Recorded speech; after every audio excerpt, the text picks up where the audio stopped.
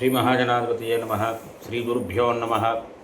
శుక్లాంబరధరం విష్ణుం శశివర్ణం చతుర్భుజం ప్రసన్నవదనం ధ్యాయేత్ సర్వవిఘ్నోపశాంతయే.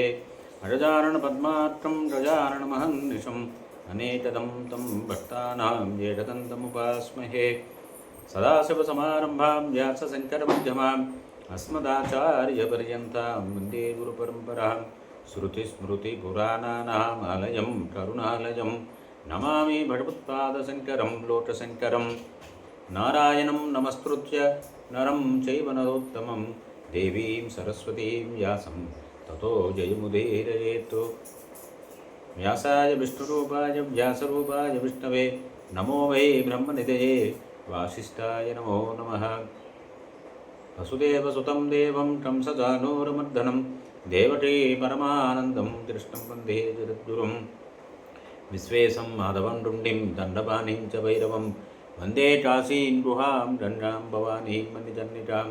తిష్టదంష్ట్రమహాకాయ కల్పాంతధానోపమ భైరవాయ నమస్తుభ్యం అనుజ్ఞాంతాతుమర్హసి. అన్నపూర్ణే సదాపూర్ణే శంకర ప్రాణవల్లభే జ్ఞానవైరాగ్యసిద్ధ్యర్థం భిక్షాం దేహి చ పార్వతీ. మాతా చ పార్వతీదేవి పితా దేవో మహేశ్వరः బాంధవాः సుభక్తాశ్చ స్వదేశో భువనత్రయం. ఆపదామపహర్తారం దాతారం సర్వసంపదాం లోకాభిరామం శ్రీరామం భూయో భూయో నమామ్యహం. మనోజవం మారుతతుల్యవేగం జితేంద్రియం బుద్ధిమతాం వరిష్టం వాతాత్మజం వానరయూతముఖ్యం శ్రీరామదూతం శిరసా నమామి.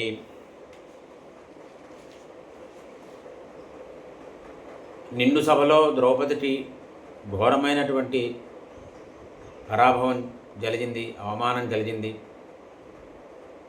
భీముడు కోపించాడు. కోపించినటువంటి భీముణ్ణి భీష్మ ద్రోణ విదురులు శాంతిపరిచారు. నాయనా, నువ్వేవైనా చేసేటువంటి సామర్థ్యం ఉన్నవాడివే, క్షమించు నాయనా అని అతన్ని కోరారు.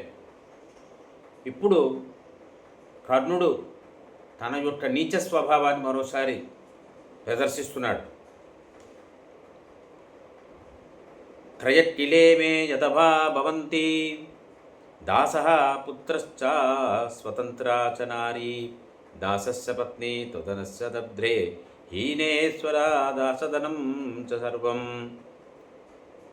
దాసుడు, పుత్రుడు, అస్వతంత్రురాలైనటువంటి స్త్రీ, ఈ ముగ్గురు కూడా నిర్ధనులు, అంటే ధనం లేనటువంటి వారు. ఐశ్వర్యభ్రష్టుడైనటువంటి వాడి యొక్క ఐశ్వర్యభ్రష్టుడై దాసుడైనటువంటి వ్యక్తి యొక్క భార్య మీద, ఆ దాసుడు అంటే దాసుడి భార్య మీద, ఐశ్వర్యం లేనటువంటి దాసుడి మీద, అటువంటి దాసుడి యొక్క భార్య మీద, అతడి యొక్క సంపదల మీద కూడా ఆ దాసుడు ఎవడైతే యజమానిగా ఉన్నాడో అతనికే అధికారం ఉంటుంది. అంటే ఐశ్వర్యం పోయి దాసుడుగా మారినటువంటి వ్యక్తి యొక్క భార్య మీద, అతడి యొక్క ఐశ్వర్యం మీద, సంపద మీద ఆ దాసుడుకి యజమాని ఎవడున్నాడో వాడికే అధికారం ఉంటుంది. కాబట్టి నువ్వు కూడా దుర్యోధనుడి పరివారంలో చేరు. ఆ దుర్యోధనుడి యొక్క భార్యలందరికీ కూడా సేవలు చెయ్యి. నీకు ఇంతకంటే మిగిలింది ఇంకేమీ లేదు, అందుకే నేను ఆదేశిస్తున్నాను అన్నాడు. ఇది ఇక నీకు సమస్తము కూడా ఎవరు? ధార్తరాష్ట్రుడే. ధృతరాష్ట్రుడి కుమారులే నీకు సర్వస్వం. ఇప్పుడు వాళ్ళే నీకు యజమానులు. పాండవులు నీకు ఏమాత్రం యజమానులు కారు అన్నాడు. ఇంకా మాట్లాడుతున్నాడు.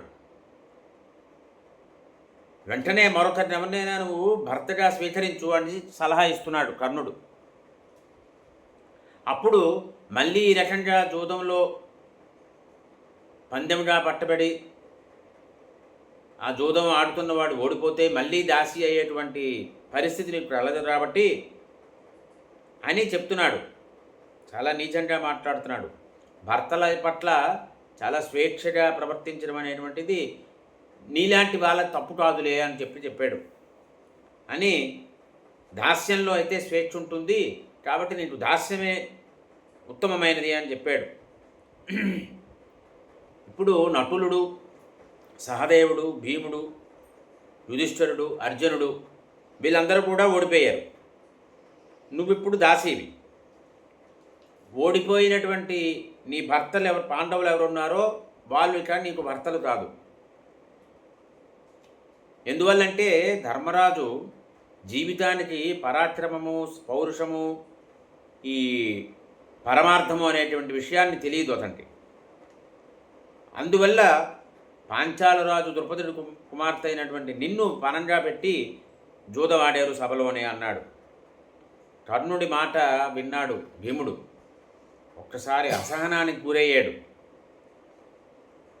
నిట్టూర్పులు విడుస్తున్నాడు.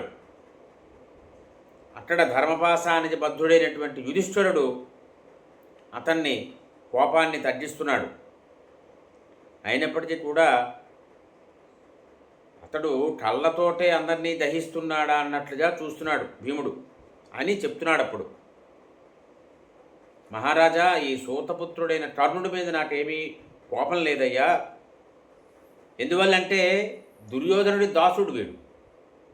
దుర్యోధనుడి దాసుడిగా దాసధర్మం ప్రకారం వాడు మాట్లాడుతున్నాడు. అయితే ద్రౌపదిని పనంగా పెట్టి నువ్వు జోదం ఆడనట్లయితే మనకి ఇటువంటి పరిస్థితి వచ్చేది రాదు కదా, మన శత్రువులు ఈ రకంగా మాట్లాడేటువంటి పరిస్థితి వచ్చేది రాదు కదా అన్నాడు. అది విన్నటువంటి దుర్యోధనుడు మౌనంగా ఉన్నాడు. మౌనంగా ఉన్న ధర్మరాజుతో అంటున్నాడు, రాజా, భీముడు, అర్జునుడు, నకుల సహదేవులు వీళ్ళందరూ కూడా నీ అనుశాసనంలో ఉన్నారు. ద్రౌపది ఏదైతే ప్రశ్న వేసిందో ఆ ప్రశ్నకి నువ్వే సమాధానం చెప్పు. ఆమె ఓడిపోలేదు అని నువ్వు భావిస్తున్నావా అన్నాడు. అన్న తర్వాత చాలా చాలా దుర్మార్గంగా ప్రవర్తిస్తున్నాడు దుర్యోధనుడు. ఐశ్వర్య మదమత్తుడై ఉన్నాడు. సైగలు చేస్తున్నాడు కర్ణుడికి సైగలు చేస్తూ నవ్వుతున్నాడు. రెచ్చగొడుతున్నాడు భీమసేనుండి, ఉద్రేకపరుస్తున్నాడు. ద్రౌపదిని చూస్తున్నాడు. చూస్తూ తన వస్త్రాన్ని ఇలా పైటెత్తి ఒక ఏనుగు తొండం ఎలా ఉంటుందో అలా ఉన్నది వాడి తొడ, దుర్యోధనుడి తొడ. ఆ ఎడమ తొడని చూపించాడు ద్రౌపదికి. ఇంత నీచంగా ప్రవర్తించాడు. ఇక్కడ భీముడు అది చూశాడు. చూసి ఒక్కసారి కళ్ళు చాలా పెద్దవి చేశాడు. సభాభవనంలో నిల్చున్నాడు. నిల్చుని ఇక్కడ ప్రతిజ్ఞ చేస్తున్నాడు భీముడు. పితృభిః సహ సాలోక్యం మాస్మజక్షేత్ వృకోదర యజ్జేతమూరుం జదయా అవింజాం తే మహాహవే. యుద్ధంలో నీ తొడని బద్దలు కొడతాను. యుద్ధంలో నీ తొడని కనుక బద్దలు కొట్టనట్లయితే వృకోదరుడు పితృదేవతలతో కలిసి కూడా పుణ్యలోకాలకి దూరం అయిపోతాడు. అంటే యుద్ధంలో కనుక నీ తొడలు నేను విరగొట్టకపోతే పితృదేవతలతో సహా నేను పుణ్యలోకాలకి దూరం అయిపోతాను అన్నాడు. ఎలా ఉన్నాడు భీముడు అంటే, ఆ భీముడి యొక్క రోమకోపాల నుంచి అగ్నిజ్వాలలు వస్తున్నాయట. ఓ చెట్టు తగలబడిపోతూ ఉంటే ఎలా తొర్రల నుంచి మంట బయటకు వస్తుందో అలాగే మంటలు వస్తున్నాయి భీముడి యొక్క రోమకోపాల నుంచి, శరీరంలోంచి. అది విన్నాడు విదురుడు. నాని అని చెప్తున్నాడు ధృతరాష్ట్ర కుమారులతోటి, నాయనా, భీమసేనుడి ద్వారా ఎంతో భయంకరమైనటువంటి పరిస్థితిని కల్పించారు మీరు. ఇది ప్రారంధం వల్లనే ఈ భరత వంశస్థులందరికీ కూడా ఇంతటి అన్యాయం చెయ్యాలనే బుద్ధి పుట్టింది మీకు అని చెప్పాడు. చెప్పి, నాయనా ధృతరాష్ట్రుడు కుమారులేరా, హద్దులు మీరి జూదం ఆడారయ్యా మీరు. ఒక స్త్రీని సభటి ఇచ్చుకొని తీసుకొచ్చారు మీరు. వివాదాన్ని సృష్టించారు మీరు. మీ యోగక్షేమో నశ్యతో నహసముద్రో, పూర్తిగా మీ యోగక్షేమాలు నశింపబడ్డాయి ఇప్పుడు అని చెప్పాడు. ఇంత పాపిష్టి మంత్రాండం చేస్తున్నారు మీరు అనే విషయం అందరికీ అర్థమైందయ్యా అన్నారు. అని ఇమం ధర్మం కురవో జానతాసు ధ్వస్తే ధర్మే పరిషత్తు సంప్రదుష్యేత్తు ఇమాం చేత్ పూర్వం హితవోట్లైష్యతు ఈశో భవిష్యదపరాజితాత్మా. ధర్మం యొక్క మహాత్మ్యాన్ని తెలుసుకోండి అయ్యా అని చెప్పారు విదురుల వారు. ప్రతి వాళ్ళు కూడా ధర్మము యొక్క మహాత్మ్యాన్ని తెలుసుకోవాలి. ధర్మము నశిస్తే సభ మొత్తం అంతా కూడా దుష్టులైపోతారు, దుష్టమైపోతుందయ్యా. అందువల్ల జూదమాడుతున్నటువంటి ధర్మరాజు తాను ఓడిపోవడానికి ముందే ద్రౌపదిని కనుక పరంగా పెట్టి ఉంటే అప్పుడు అలా చేసే అధికారం ఉంటుంది అతనికి. అధికారం లేనివాడు పనంగా పెట్టినటువంటి ధనాన్ని గెలిచినా ఓడినా సరే అది కలలో గెలుపోవటములతో సమానం. అంటే తాను ఓడిపోయిన తర్వాత పందెంలో పనంగా పెట్టినటువంటిది గెలిచినా ఓడినా సరే అది ఎటువంటిదిట, వాస్తవంగా గెలుపోవటములు కావవి. స్వప్నంలో గెలుపు ఓటమి కలిగితే ఎలా ఉంటుందో ఇది కూడా అంతే అని చెప్పి విదురుల వారు తీర్మానం చేశారు ఇక్కడ. కాబట్టి మీరు ఎప్పుడైనా సరే ఈ గాంధార రాజకుమారుడైన శకుని యొక్క మాటల్ని వినకండి. ఆ మాటలు విని ధర్మానికి దూరం అవ్వద్దు అని చెప్పారు. ఇంత హితవుగా వారు చెప్తే విదురుల వారు వెంటనే దుర్యోధనుడు ఆ మాటల్ని లక్ష్య పెట్టలేదు. అంటే దుర్మార్గుడైనటువంటి వాడు ఇలా ప్రవర్తిస్తాడు. అప్పుడు చెప్తున్నాడు ద్రౌపదితో, ద్రౌపది, నేను భీముడు, అర్జునుడు, నకుల సహదేవుల యొక్క మాటల్ని మన్నించాలనుకుంటున్నాను. ఈ నలుగురు కలిసి ద్రౌపదిని పనంగా పెట్టడానికి ధర్మరాజుడి అధికారం లేదు అని చెప్తే చాలు, దాస్యం నుండి నేను విముక్తి కలిగిస్తానన్నా. అంటే పాండవుల్లో విభేదం కల్పించాలి, వారిలో వాళ్ళ శత్రుత్వం కల్పించాలి, ఒకళ్ళకి ధర్మరాజు వ్యతిరేకంగా వీళ్ళందరినీ మాట్లాడేలా చేయాలనేటువంటి కుతంత్రం చేస్తున్నాడు. అది విన్నటువంటి అర్జునుడు చెప్తున్నాడు, కౌంతేయుడు మహాత్ముడు అనేటువంటి ధర్మరాజు మమ్మల్ని అందరినీ పనంగా పెట్టినప్పుడు అతడు స్వతంత్రుడు, కానీ తానే ఓడిపోయిన తరువాత మరెవరి మీద కూడా అతనికి అధికారం ఉండదు. ఈ విషయాన్ని కౌరవులందరూ గ్రహించాలి అని చెప్పాడు అర్జునుడు. అదే సమయంలో దుశ్శకునాలు వినిపించడం మొదలుపెయ్యాయి. ఈ ధృతరాష్ట్రుడి యొక్క అగ్నిశాలలో ఒక నక్క అరవడం మొదలుపెట్టింది. ఆ నక్క ఎప్పుడైతే అరిచిందో దాని సమాధానంగా గాడిదలు అరవడం మొదలుపెట్టాయి. భయంకరమైనటువంటి పక్షుల యొక్క అవి చేసే ధ్వనులు కూడా వినిపించాయి. ఆ ఘోరమైనటువంటి శబ్దాలన్నీ విన్నారు. విదురుడు విన్నాడు, గాంధారి విన్నది, భీష్ముడు, ద్రోణుడు విన్నారు, కృపాచార్యుడు విన్నారు. వెంటనే స్వస్తి స్వస్తి స్వస్తి అని స్వస్తి వచనాలు పలికారు. శుభం కలగాలి, శుభం కలగాలని కోరుకున్నారు. గాంధారి తర్వాత విదురుడు వీరిద్దరూ కూడా ఏదో ఘోరమైనటువంటి విపత్తు రాబోతోంది అని గ్రహించారు. వెంటనే ధృతరాష్ట్రుడికి చెప్పారు, ఈ రకంగా జరుగుతున్నది అని. అది విన్నటువంటి ధృతరాష్ట్రుడు తన కుమారుడైన దుర్యోధనుని ఇప్పుడు మందలిస్తున్నాడు. దుర్యోధన, నువ్వు మందమతివిరా, నువ్వు ఇంక మరణించినట్టు చేయండిరా అన్నాడు.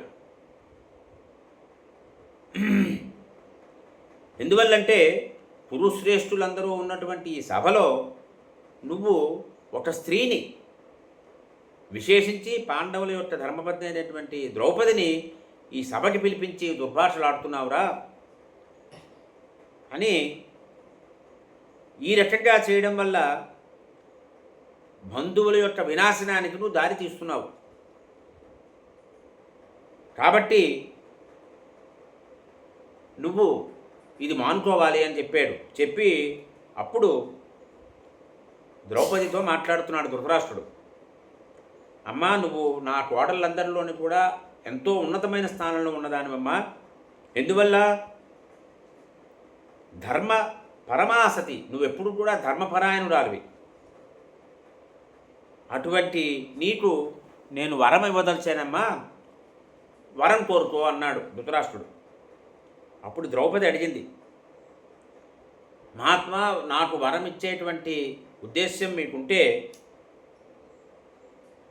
సర్వధర్మాచరణశీలైనటువంటి యుధిష్ఠిరుడి యొక్క దాస్య విముక్తిని కోరుతున్నాను అన్నది. ఎప్పుడైతే ధర్మరాజు దాస్య విముక్తి పొందుతాడో నా కుమారుడైనటువంటి ప్రతివింజుడు కూడా